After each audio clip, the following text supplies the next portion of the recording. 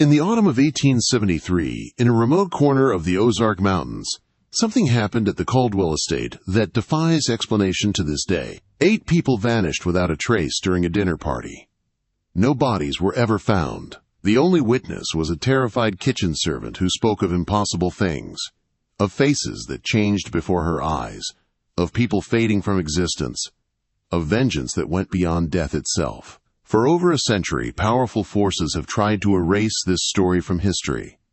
Courthouse records in Pineville, Missouri were deliberately misfiled or destroyed. Witness testimonies vanished. Names were redacted from official documents with thick black ink. Photographs showing the aftermath mysteriously burned in a fire that damaged only those specific items. When researchers in 1967 attempted to investigate, they found themselves blocked at every turn, missing files, closed doors, and even threats to their safety. This systematic erasure raises an unsettling question. What happened that night that was so disturbing that generations of officials have worked to conceal it? What power did a former slave named Solomon Reed unleash against his cruel master Augustus Caldwell? A power so terrifying that the mere knowledge of it was deemed too dangerous to preserve. The story you are about to hear was never meant to survive. Perhaps it shouldn't have. But some events leave scars on reality itself. What happened in those remote Ozark hills continues to bleed through the fabric of deliberate forgetting. And now, by listening to this account, you are becoming part of its unfolding pattern. The name Solomon Reed appears in only 3 surviving documents. A bill of sale from 1847, transferring ownership of one Negro male, approximately 14 years of age, sound in body and mind, from a cotton plantation in Mississippi to Elijah Caldwell, a wealthy landowner establishing himself in the newly accessible Ozark Territory. A medical report from 1861 listing injuries sustained by Caldwell's slave Solomon, including, quote, severe lacerations to the back, burns consistent with heated metal, 2 broken fingers on the right hand, and evidence of prior similar injuries. Finally, a single line in the Missouri State Penitentiary intake log from October 1874. Solomon Reed, Negro, age unknown, Paketeen Eteteen Estate. 40 to 45, sentenced to death for the murder of Augustus Caldwell and 6 others. The execution date is marked only with a small, precise X. No further record exists of his burial location. What happened at the Caldwell estate, what truly happened, has been systematically removed from official record.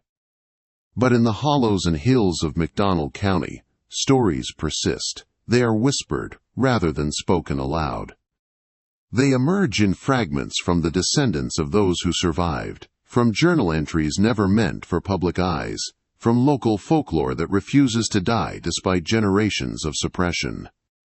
They filter through the generations like water through limestone, altered, filtered, but retaining their essential truth. When elderly residents gather on sagging porches as twilight settles over the Ozarks, certain stories remain unspoken until children have been ushered inside and doors firmly closed. In 1992, folklorist Mary Ann Whitaker recorded interviews with several McDonald County residents in their 80s and 90s.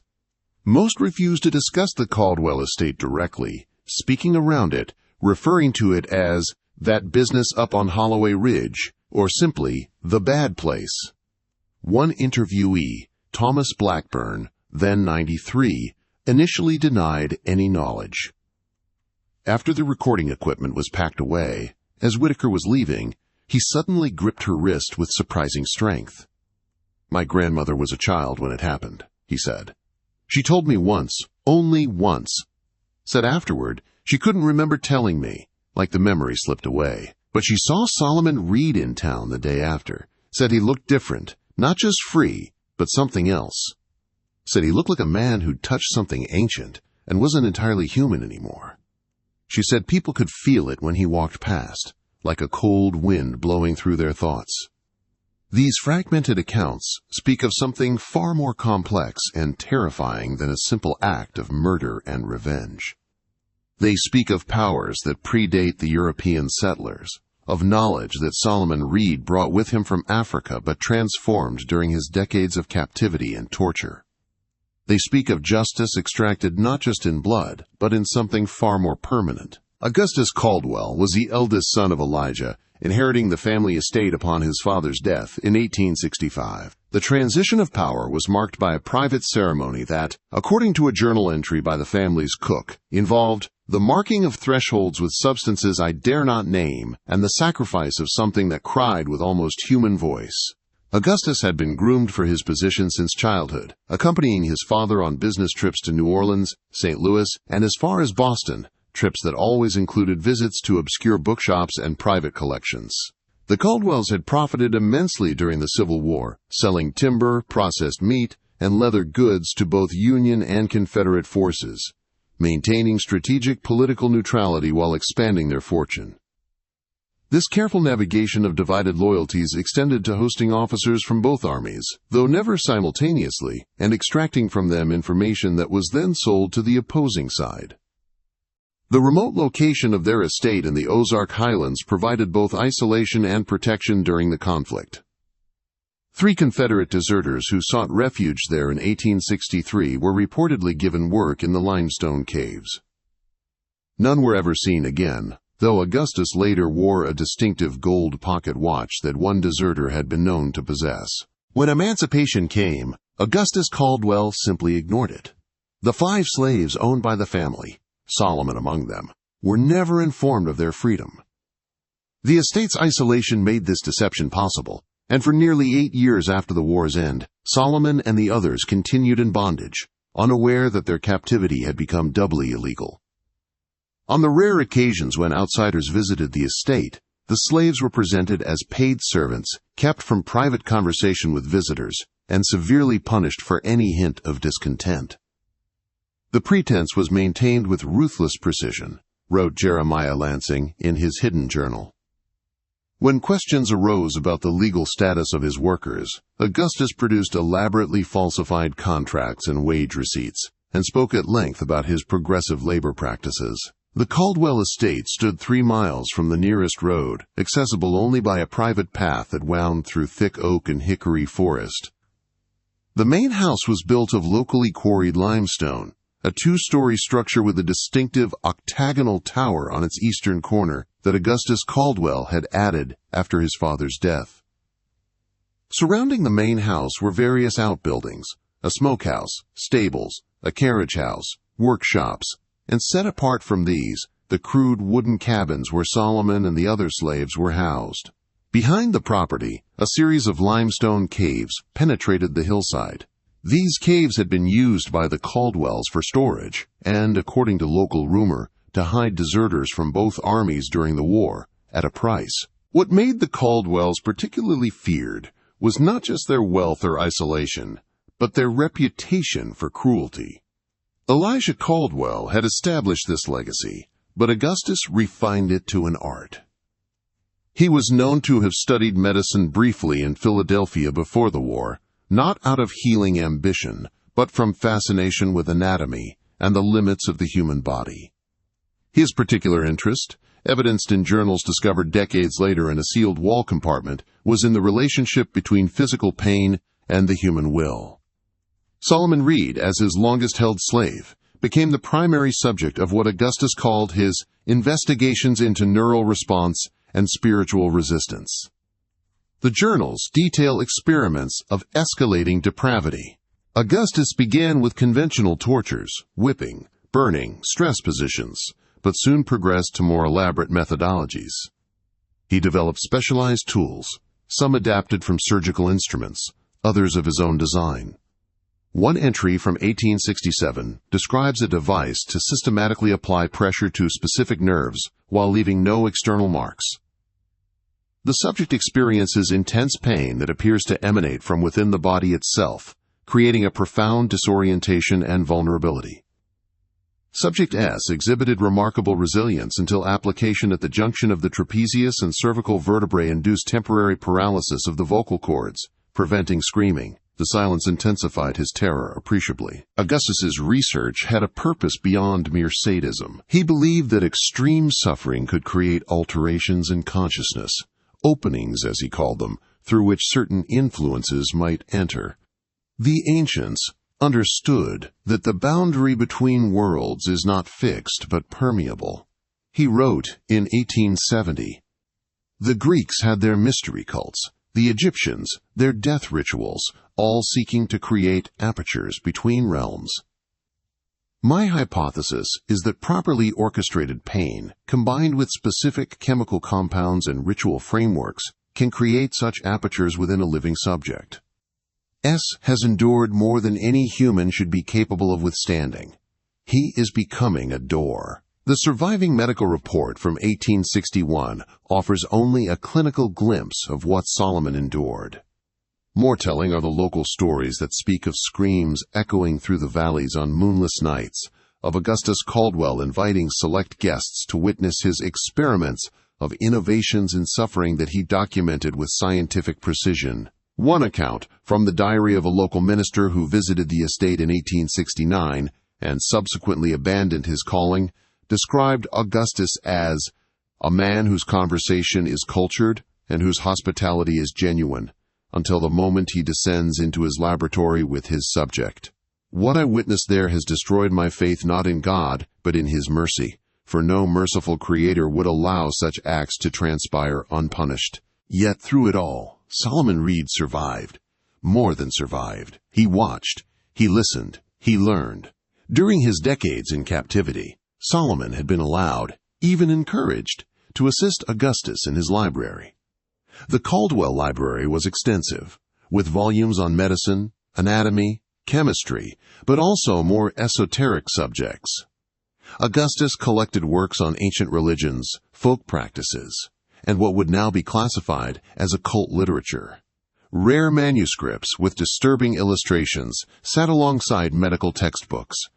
A glass-fronted cabinet held Egyptian funerary artifacts, allegedly purchased from a disgraced British archaeologist. Solomon, taught to read against prevailing laws so he could better serve as a research assistant, absorbed this knowledge in careful silence. He developed an extraordinary memory, recalling entire passages from texts he had only briefly handled. The slave Solomon has an unusual facility for retention, Augustus noted with clinical detachment. He can locate any reference I require without hesitation and appears to comprehend complex concepts despite his inferior racial development. This cognitive capacity makes him increasingly valuable as both research assistant and subject. What Augustus failed to recognize was that Solomon was not simply remembering, he was synthesizing, analyzing, making connections between disparate fields of knowledge that even his educated master had missed. Solomon paid particular attention to texts dealing with liminality, thresholds, boundaries, transitions between states of being. He noted the recurring patterns in mythologies from different cultures regarding the permeability of reality, the possibility of removing someone or something from the normal flow of existence. As he endured Augustus's increasingly elaborate tortures, he began to understand them not just as suffering to be survived, but as unwitting preparation for something his tormentor had not anticipated. But this was not the only education he pursued. The other slaves on the Caldwell estate included an elderly woman known only as Mother Sabine. Born in Dahomey, modern Benin, before being captured and brought to America as a young woman, Mother Sabine was a repository of knowledge from her homeland. Knowledge of plants and their properties, of ritual and connection to spiritual forces, of methods to endure when the body is broken. In the brief moments when they were unobserved, she passed this knowledge to Solomon. She would speak to him in whispers, recalled Sarah Miller, the granddaughter of a house servant who survived the events of 1873. Words in a language none of the others understood. She would press leaves and roots into his hands when they passed each other. The master never noticed because he didn't truly see them as people capable of such transmission. Mother Sabine had survived 3 generations of Caldwell ownership. She had been purchased by Elijah's father in 1811, already then a woman in her 30s, with knowledge that stretched back through countless generations. The official story was that she served as a midwife and healer for the slave quarters, her knowledge of herbal remedies occasionally called upon even for the Caldwell family when conventional medicine failed.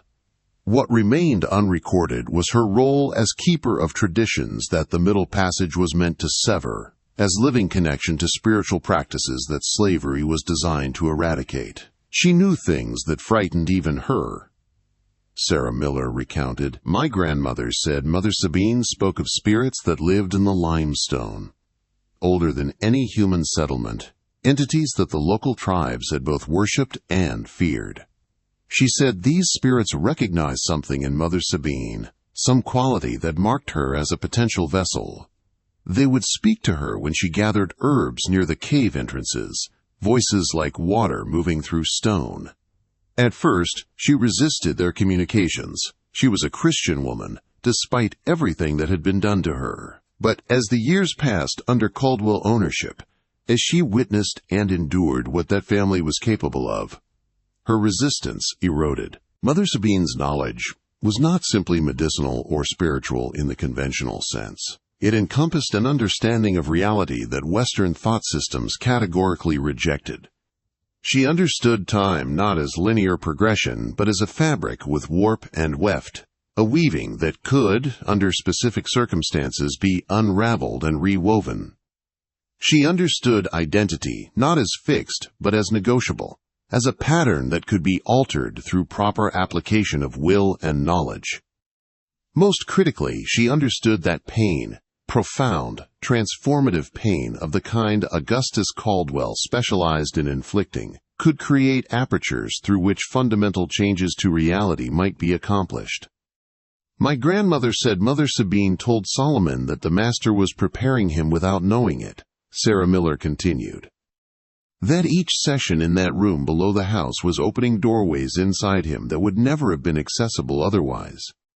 That his suffering was terrible, unforgivably, but that it was also making him into something new, something with access to powers that the Master could never comprehend, because the Master's understanding was fundamentally limited by his belief that he was separate from and superior to the world around him. After Mother Sabine died in 1870, her body giving out after a particularly brutal winter, Solomon became the keeper of her knowledge. He combined what she had taught him with what he gleaned from Augustus's library, and with something else, something he discovered in the deepest recesses of the limestone caves behind the property. Local indigenous traditions spoke of those caves as places where the boundary between worlds grew thin, where certain rituals could reach through to something ancient and powerful. What Solomon found there, or what found him, would become the catalyst for the events that unfolded 3 years later. The autumn of 1873 arrived with unusual warmth. The forests surrounding the Caldwell estate blazed with color. Blood-red maples, burnished gold hickories, the deep purple of sweet gum against the evergreen pines. Weather records from that year note the extended summer, with temperatures remaining unseasonably high through September and into October. Local farmers' journals mention the strangeness of the season, how the warm days were accompanied by cold nights that produced a thick, clinging mist in the valleys each morning. "The fog doesn't burn off until nearly noon," wrote one farmer whose property bordered the Caldwell land. "It moves in ways that fog shouldn't, sometimes seeming to flow against the wind, gathering most thickly around the Caldwell place. The cattle refuse to graze on the eastern pasture nearest their property. Something in the air frightens them." During these autumn weeks, Solomon Reed's behavior showed subtle changes noticed only by the other slaves. The kitchen servant, who would later become the primary witness, reported that his movements became more deliberate, his gaze more focused. He spent more time in the library when Augustus was away, and made frequent trips to the caves behind the property, ostensibly to retrieve items from storage, but often returning empty-handed. He gathered plants from specific locations in the surrounding forest, always at precise times of day: dawn, midday, dusk, midnight. He spoke less, but when he did speak, his voice had taken on a quality that the servant described as resonant, like his words were coming from somewhere deeper than his throat. On October 15th, Augustus Caldwell recorded in his journal the completion of what he termed the preparatory phase of his most ambitious experiment. Subject S has been systematically conditioned through precise application of both physical and psychological techniques, he wrote. The boundary between his conscious and unconscious mind has been systematically eroded through pain, chemical compounds, sleep deprivation, and targeted sensory manipulation. He now exists in a liminal state, neither fully present in normal reality nor completely dissociated from it. The aperture is forming. What might pass through it remains to be determined. 2 days later, on October 17th, Augustus Caldwell welcomed 7 guests to his home. 2 physicians from St. Louis who shared his scientific interests, a judge from the county court who had helped suppress inquiries into conditions at the estate, the judge's wife, Augustus's younger brother Theodore and his new bride, and Reverend William Hart, a local minister who had replaced the one who fled years earlier, known for his sermons justifying hierarchy and the natural order of man over beast. What happened that night was pieced together later from scattered evidence and the testimony of the sole survivor, a young kitchen servant who had hidden in a root cellar when the screaming began. The dinner itself was elaborate, with multiple courses prepared under Solomon's supervision. The menu, reconstructed from provisions ordered the previous week, included oysters shipped in ice from the coast, venison from the surrounding forest, imported wines, and desserts requiring rare spices from distant markets. Solomon himself served each dish with meticulous care, his movements precise and unhurried. The kitchen servant, Mary Carter, was 16 at the time. Her testimony, taken weeks later, when she was finally found hiding in a shepherd's cabin miles from the estate, described the evening in disjointed fragments. Master Augustus was showing off for his guests, she recalled, talking about his experiments, though not saying outright what they were. The other doctors were asking questions, technical things I didn't understand. The judge kept looking nervous, glancing at his wife like he regretted bringing her. The Reverend was the worst, kept quoting Bible verses about dominion and submission, while staring at Solomon like he was trying to see inside him. Theodore Caldwell and his new bride, Elizabeth, presented a contrast to the other guests. Married just 3 weeks earlier, they had come at Augustus's insistence, despite Theodore's apparent reluctance. The younger master never liked the experiments, Mary explained. He'd been away at school in Boston for years, only came back after his father died. He argued with Master Augustus about the slaves, said they should be freed now that the war was over. His new wife seemed scared of the house itself, kept saying she felt cold, even though the fires were built up high in every room. The conversation was animated, touching on politics, local affairs, and eventually turning to Augustus's research. He proposed a demonstration after dinner, to which the guests agreed with varying degrees of enthusiasm. He said he was on the verge of a breakthrough, Mary recounted. Said Solomon had been prepared for years, and was finally ready to serve as a conduit to what he called the knowledge beyond knowledge. The judge tried to change the subject, but the doctors were eager. Master Theodore looked sick. His wife kept touching the cross at her neck, but as they finished their meal, a strange lethargy overtook them. Their movements grew slow, like insects in amber. The kitchen servant recounted. Master Augustus tried to stand but fell back into his chair. He looked at Solomon with sudden understanding, but by then his tongue was too thick for words. Solomon had introduced something into their food or wine, a combination of compounds derived from plants Mother Sabine had taught him to identify, supplemented with minerals leached from the limestone caves. The mixture didn't kill but paralyzed, leaving victims conscious but unable to move or speak effectively. What followed was described by the hiding servant in fragmented, often contradictory terms, as trauma narratives often are. Solomon proceeded to subject Augustus Caldwell to precisely the same methodical tortures that had been inflicted upon him over the years, but this was not simple revenge. Each cut, each burn, each carefully broken bone was accompanied by words in a language the servant didn't recognize. The air in the dining room grew thick and distorted. The candles burned with unusual colors, and, most terrifying of all, The faces of the paralyzed dinner guests began to change in subtle ways, features shifting slightly, eyes growing wider or narrower, hairlines advancing or receding. The first thing Solomon did was close all the curtains, Mary recalled. Then he lit additional candles, black ones that he'd hidden somewhere in the dining room. He arranged them in a pattern I couldn't make sense of. He brought in a small wooden box inlaid with symbols. I recognized it from the master's study, and from it he took several small vials of liquid, packets of powder, and what looked like tiny bones. Solomon moved methodically, like a surgeon preparing for an operation, laying out his materials on the sideboard with precise care. He began with Augustus, approaching him with what Mary described as terrible gentleness. He spoke softly into Augustus's ear for several minutes. Though paralyzed, Augustus could still move his eyes, which grew increasingly wide as Solomon spoke. Then Solomon took a small silver blade, one of the master's own surgical tools, and made a precise cut along the master's hairline. Not deep, just enough to draw blood.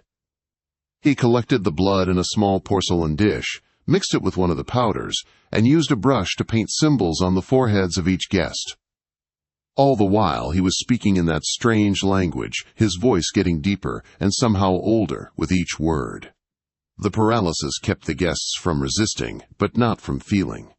Mary described how their eyes betrayed their mounting terror as Solomon progressed through increasingly elaborate procedures.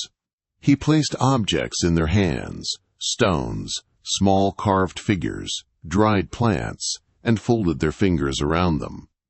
He moved between them, adjusting their posture slightly, turning a head here, repositioning an arm there, like he was composing a picture. The whole time, the candles were burning down, but they didn't get shorter. The wax seemed to melt and then reform over and over. He told them what he was doing, the servant recalled. He spoke perfect English, like an educated man, not the way Master allowed him to speak normally. He explained that this wasn't just death coming for them. He said, "I am removing you from time itself. Your faces, your names, your bloodlines will be forgotten. Your ancestors will not recognize you in the afterlife. Your descendants will never know to speak your names." Whether this was literal or metaphorical, the methodology Solomon employed combined the anatomical precision he had learned from Augustus with rituals drawn from Mother Sabine's teachings and something else, something he had discovered in the caves. The process continued through the night. The kitchen servant reported hearing chanting that seemed to come from everywhere and nowhere at once, and feeling the house itself breathing, the walls rippling like water. Near dawn, she described seeing shadows moving independently of their casters, and the dinner guests, still conscious throughout their ordeal, began to fade from view while still sitting in their chairs, not disappearing entirely, but becoming less distinct, as though being erased from reality itself. By morning, Solomon Reed walked out of the Caldwell estate alone. He made no attempt to flee. He walked the 3 miles to the nearest road and waited until a passing wagon reached him. When the driver asked his business, Solomon simply said, "I have removed them from the book of life," and allowed himself to be taken to the county sheriff. The estate was found exactly as the servant described. The dinner table still set with the remnants of the meal, but the 8 people who had gathered there were gone. Not dead. Gone.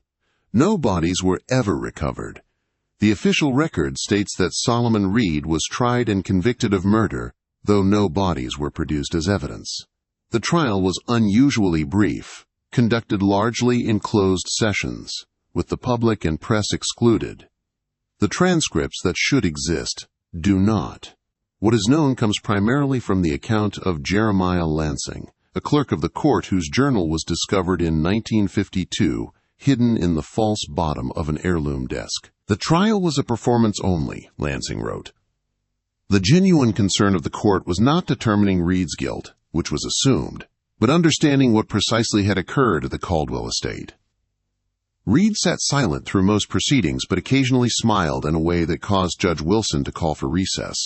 When asked directly where the bodies were, Reed responded, "There are no bodies because they are not dead. They are simply elsewhere and elsewhen. I have scattered them across time, fragments that will never reassemble." Augustus Caldwell is still falling through darkness. He will always be falling. The courtroom had to be cleared after this statement, as several spectators became physically ill. Solomon Reed was sentenced to death and transferred to the state penitentiary in Jefferson City. The single line in the intake log is all that officially remains of him. The Lansing's journal contains one final entry about Reed. Word came today that Reed passed in his cell last night.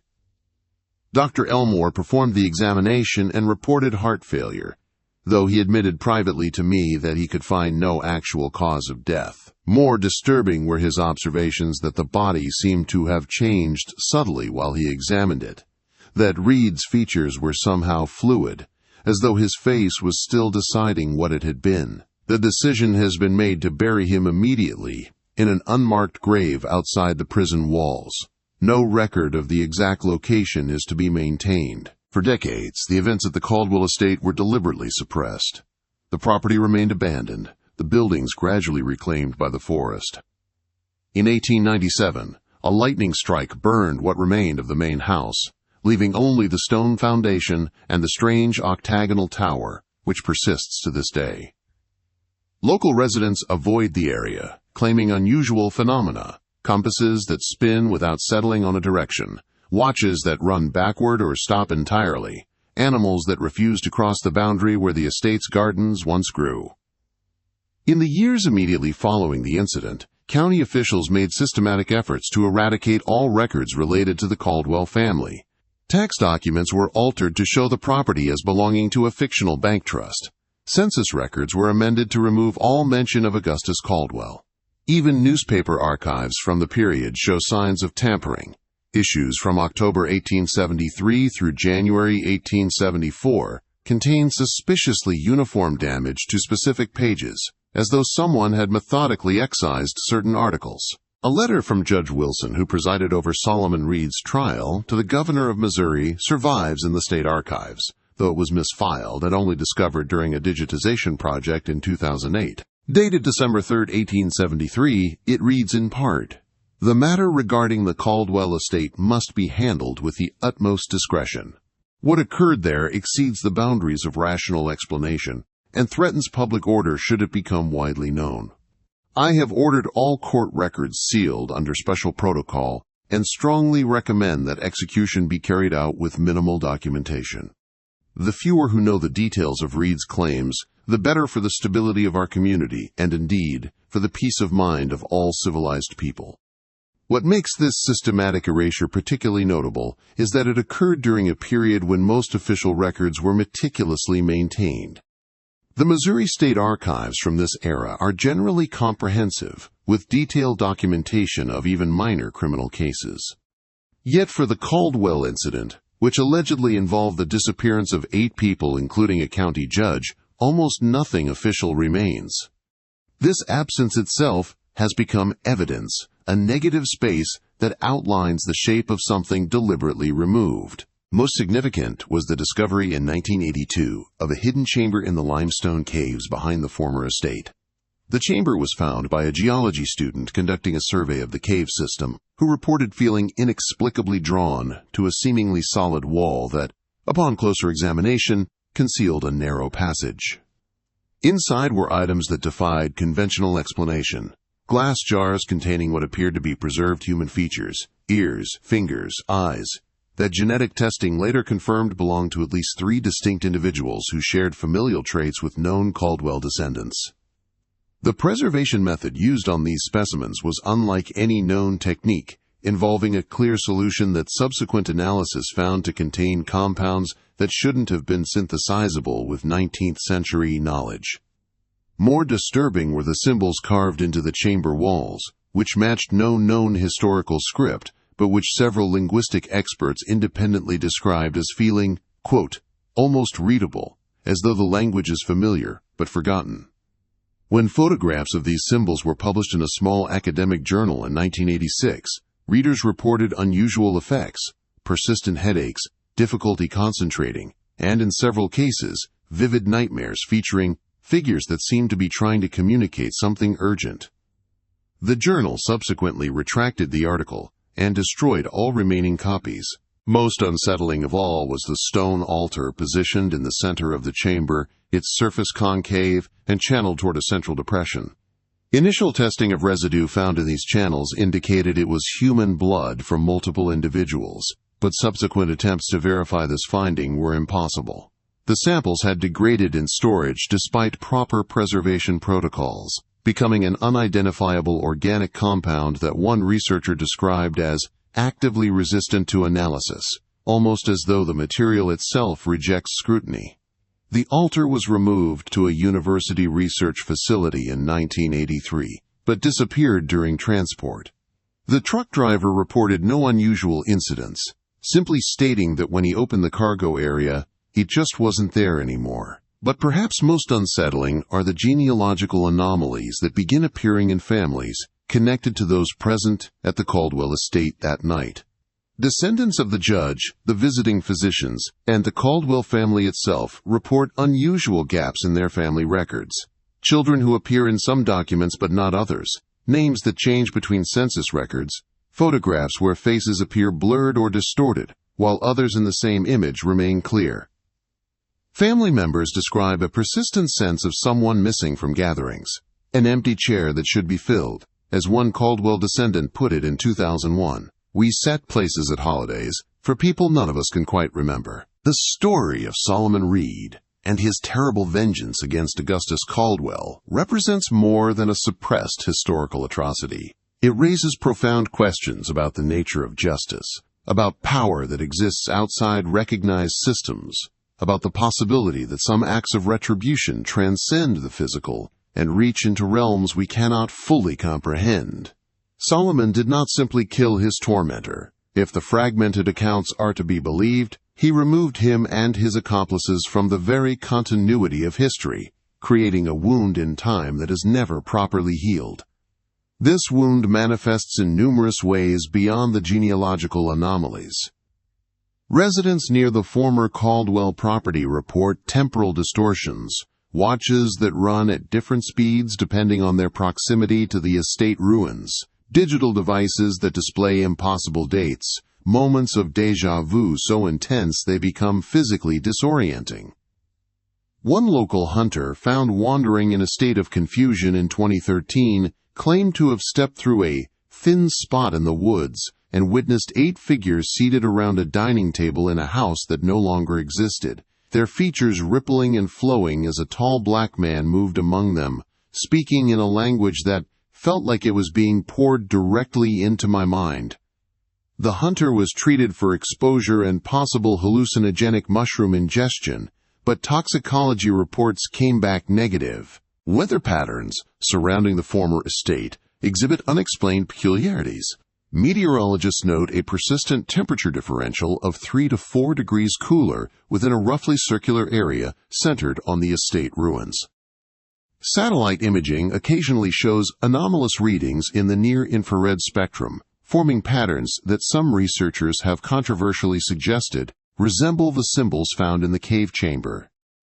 During the total solar eclipse that passed through the region in 2017, observers positioned near the ruins reported that the period of totality lasted approximately 47 seconds longer than it did just half a mile away, a discrepancy that defies conventional explanation. Those who study the case today note the unusual pattern of forgetting that surrounds it.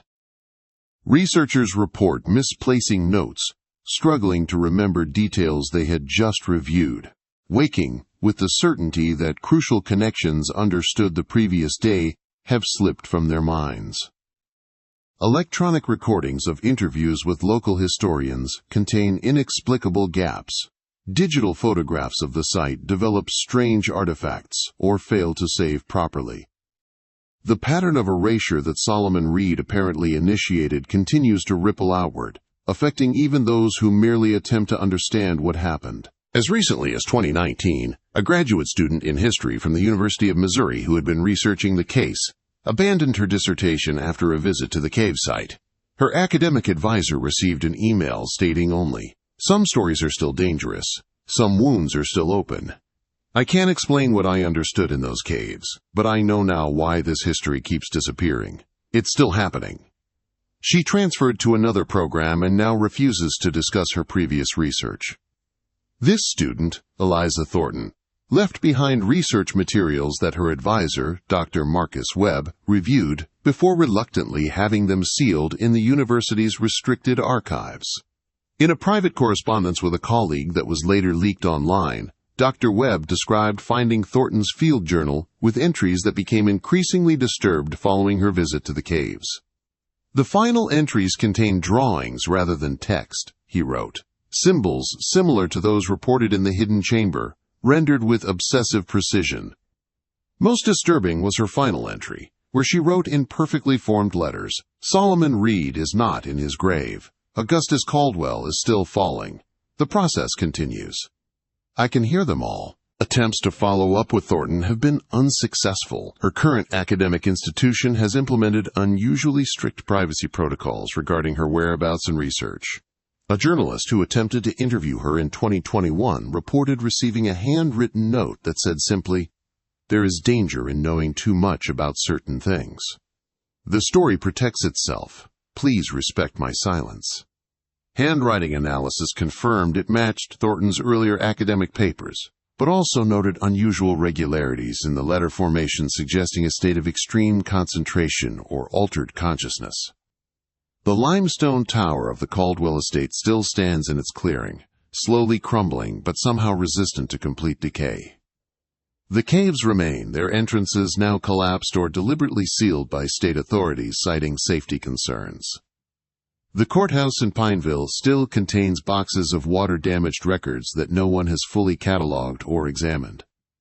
And somewhere on the grounds of the former Missouri State Penitentiary lies an unmarked grave, whose occupant may not be entirely present within it. What Solomon Reed accomplished, whether through elaborate psychological manipulation, carefully deployed toxins, or something that defies conventional explanation, continues to reverberate through time. It raises disturbing questions about the nature of reality itself. If a person can be removed not just from life, but from the fabric of history, what does this suggest about the permanence we ascribe to our own existence? If vengeance can transcend death to become erasure from time itself, what other forces might operate beyond our understanding?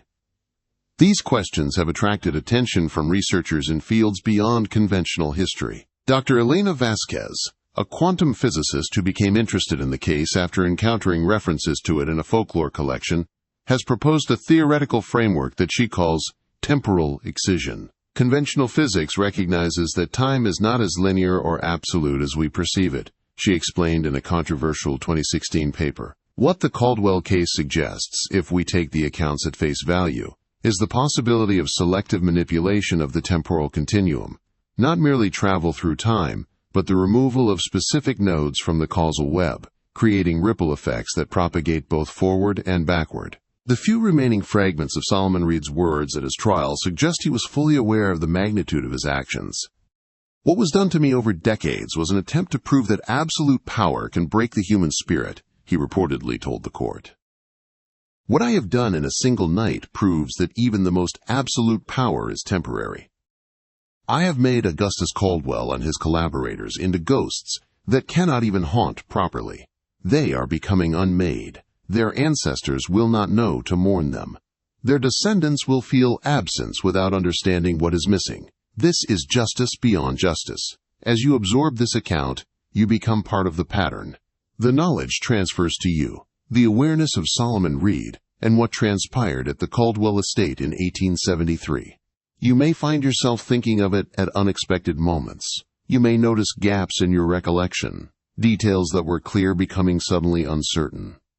This is not coincidence. The story continues to resist full telling, continues to protect itself from complete exposure. Solomon Reed's vengeance was not designed to be understood.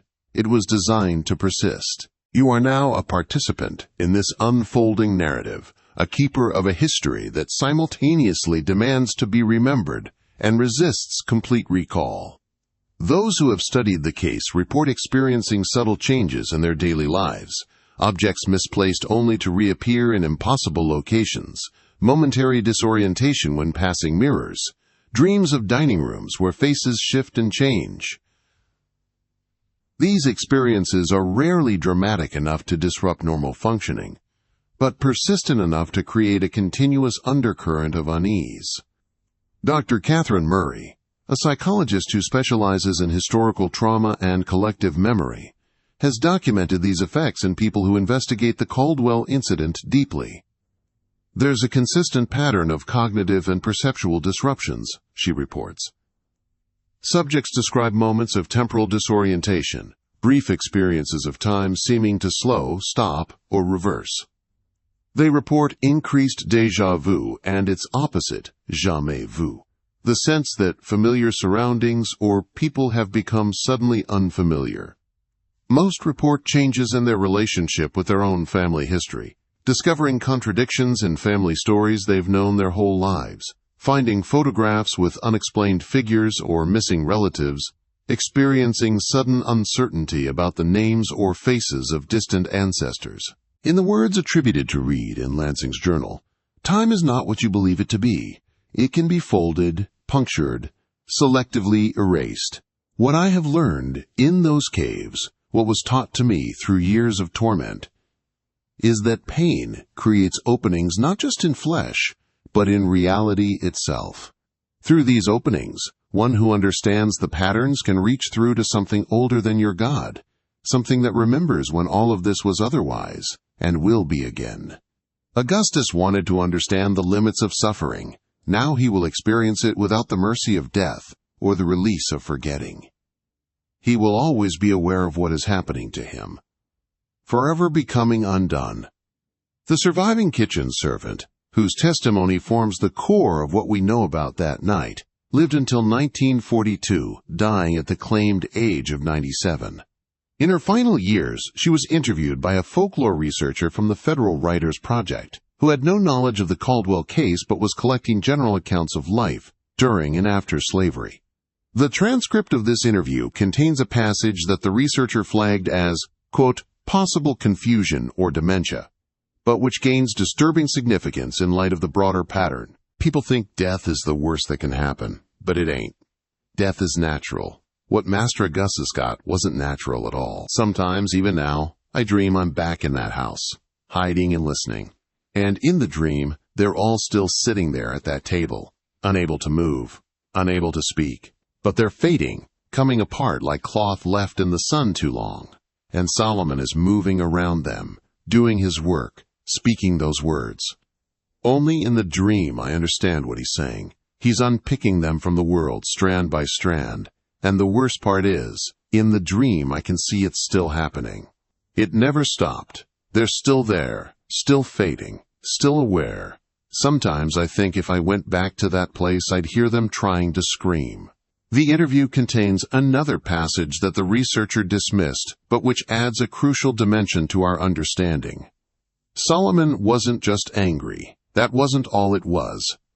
He looked at Master Augustus with something like pity sometimes.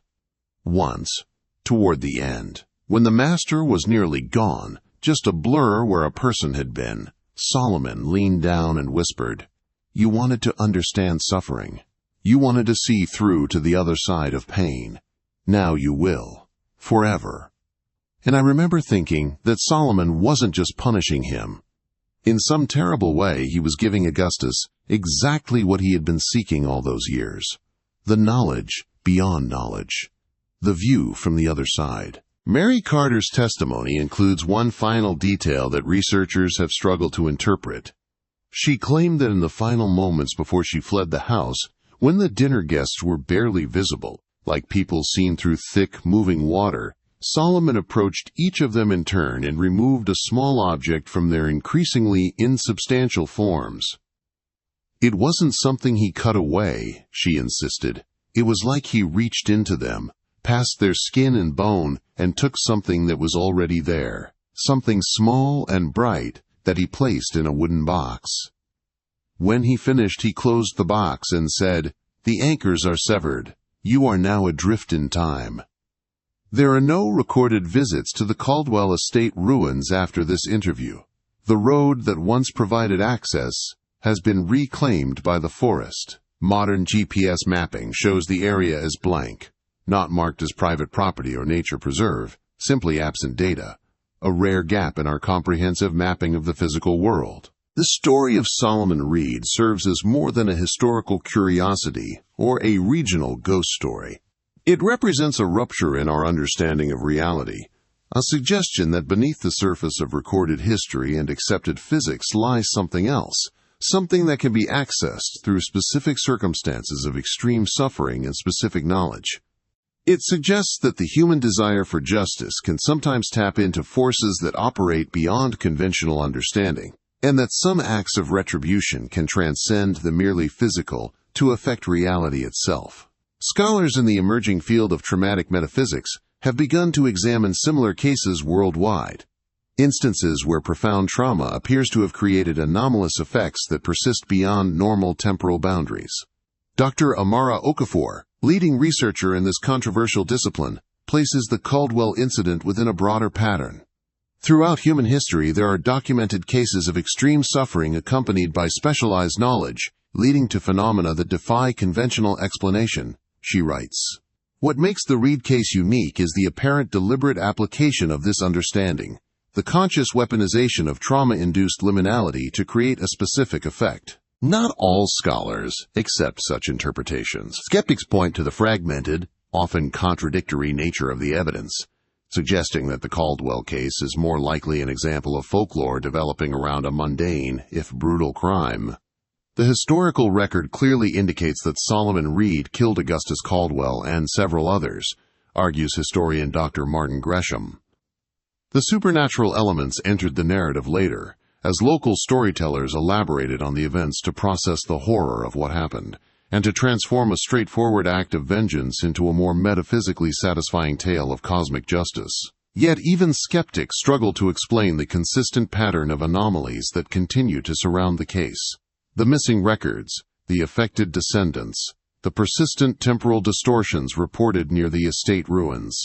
As Dr. Gresham himself reluctantly acknowledged in a recent interview, I maintain that the supernatural explanation is unnecessary and unsupported. However, I will concede that this particular case contains more unexplained elements than any other I have encountered in 30 years of historical research. Something unusual happened at the Caldwell estate. Whether it transcended the bounds of conventional reality remains, in my view, unproven. As you consider this account, you may find yourself doubting its veracity. This is natural, protective even. To fully accept what happened at the Caldwell estate in 1873 is to accept that our understanding of reality is drastically incomplete.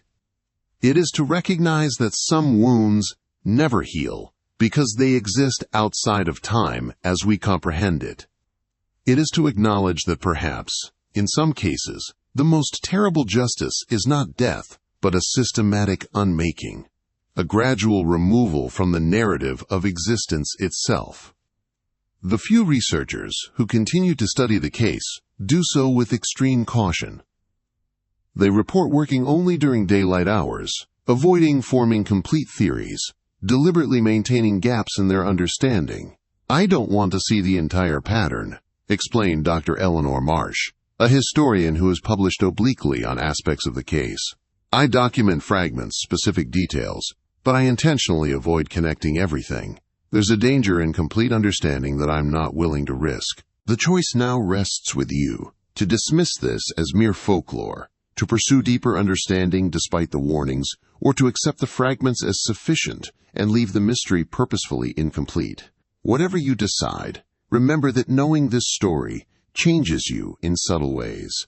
You have touched the edges of something vast and terrible and beautiful. You have glimpsed justice beyond justice. You have heard the echo of Solomon Reed's voice across more than a century of deliberate forgetting.